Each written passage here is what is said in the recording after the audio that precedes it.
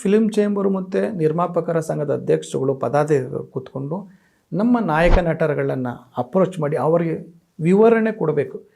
ಏನಾಗ್ತಾಯಿದೆ sir, ನಮ್ಗೆ ಇಷ್ಟು ದುಡ್ಡು ಆಗ್ತಾಯಿದ್ದೀವಿ, ಇಷ್ಟು ಬರ್ತಾ ಇಲ್ಲ, ಮತ್ತು ಬೇರೆ ಚಿತ್ರರಂಗದಲ್ಲಿ ಇಷ್ಟ ಆಗ್ತಾಯಿದೆ, ಅವ್ರಿಗೆ ಅಷ್ಟು ಬರ್ತಾ ಇದೆ, ನಮ್ಮ ಸಿನಿಮಾಗಳನ್ನ ಯಾಕೆ OTTನವ್ರು ತೊಗೊತಾ ಇಲ್ಲ ಸರ್, ಸ್ಯಾಟಲೈಟ್ನವ್ರು ಯಾಕೆ ತೊಗೊತಾ ಇಲ್ಲ ಸರ್, ಪ್ರೇಕ್ಷಕರು ಯಾಕೆ ಬರ್ತಾ ಇಲ್ಲ ಅಂತ ಒಂದು ಡಿಸ್ಕಷನ್ ಮಾಡಬೇಕು, ಅವ್ರಿಗೆ ಎಕ್ಸ್ಪ್ಲೈನ್ ಮಾಡಬೇಕು, ಅವರು ಅರ್ಥ ಮಾಡ್ಕೊತಾರೆ.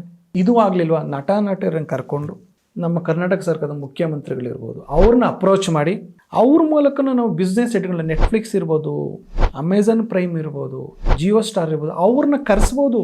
ಇದನ್ನು ಶಾರುಖ್ ಖಾನು ಮಾಡಿದ್ದಾರೆ, ಚಿರಂಜೀವಿನೂ ಮಾಡಿದ್ದಾರೆ, ಎಲ್ಲರೂ ಮಾಡಿದ್ದಾರೆ. ನಮ್ಮವ್ರು ಯಾರು ಮಾಡಿದ್ದಾರೆ, ಇದನ್ನು ಯಾರು ಇನಿಷಿಯೇಟಿವ್ ತೊಗೊಂಡಿದ್ದಾರೆ, ಆ ಬಿಸ್ನೆಸ್ ಸೆಟ್ಗಳು ಬಂದು ನಿಮಗೆ ಯಾವ ರೀತಿ ಕಂಟೆಂಟ್ ಬೇಕಪ್ಪ, ನಮ್ಮ ಕನ್ನಡ ಚಿತ್ರರಂಗದ ನಿರ್ದೇಶಕರು ಕೊಡ್ತಾರೆ, ನಿಮ್ಗೆ ಯಾವ ರೀತಿ ಕಂಟೆಂಟ್ ಬೇಕು ಹೇಳಿ.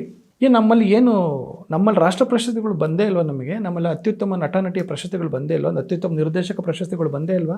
ಕನ್ನಡ ಚಿತ್ರರಂಗದ ನಿರ್ದೇಶಕರು ತುಂಬ ಸಮರ್ಥರಿದ್ದಾರೆ. ಅವ್ರಿಗೆ ಸವಲತ್ತು ಕೊಟ್ಟರೆ ಹಾಲಿವುಡ್ ಸಿನಿಮಾನು ಮೀರಿಸಂಥ ಸಿನಿಮಾಗಳು ಮಾಡೋ ಅಷ್ಟು ಶಕ್ತಿ ಅವ್ರಿಗಿದೆ.